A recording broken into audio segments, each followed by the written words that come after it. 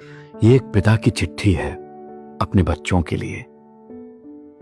मेरे प्यारे बच्चों, तुम अगर कभी मुझे थका हुआ देखो, मेरे चेहरे पर कभी बुरे वक्त की लकीरें देखो, मेरे कदमों में धीमापन देखो, तो मुझ पर तरस मत खाना।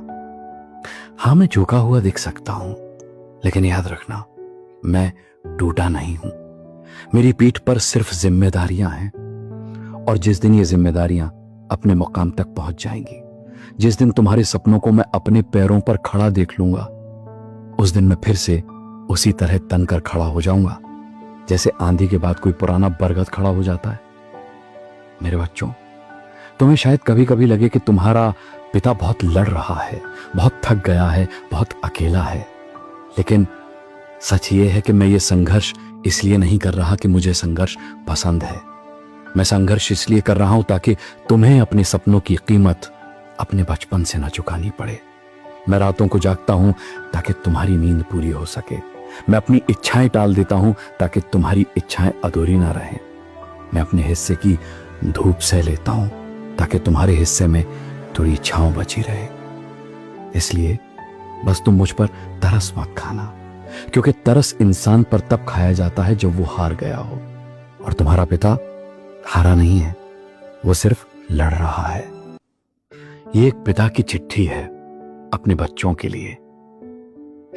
मेरे प्यारे बच्चों, तुम अगर कभी मुझे थका हुआ देखो, मेरे चेहरे पर कभी बुरे वक्त की लकीरें देखो, मेरे कदमों में धीमापन देखो, तो मुझ पर तरस मत खाना। हाँ, मैं झुका हुआ दिख सकता हूं, लेकिन याद रखना, मैं टूटा नहीं हूं। मेरी पीठ पर सिर्फ जिम्मेदारियां हैं, और जिस दिन ये जिम्मेदारियां अपने मुकाम तक पहुंच जाएंगी, जिस दिन तुम्हारे सपनों को मैं अपने पैरों पर खड़ा देख लूंगा, उस दिन मैं फिर से उसी तरह तनकर खड़ा हो जाऊंगा जैसे आंधी के बाद कोई पुराना बरगद खड़ा हो जाता है। मेरे बच्चों, तुम्हें शायद कभी कभी लगे कि तुम्हारा पिता बहुत लड़ रहा है, बहुत थक गया है, बहुत अकेला है, लेकिन सच ये है कि मैं ये संघर्ष इसलिए नहीं कर रहा कि मुझे संघर्ष पसंद है। मैं संघर्ष इसलिए कर रहा हूं ताकि तुम्हें अपने सपनों की कीमत अपने बचपन से न चुकानी पड़े। मैं रातों को जागता हूं ताकि तुम्हारी नींद पूरी हो सके।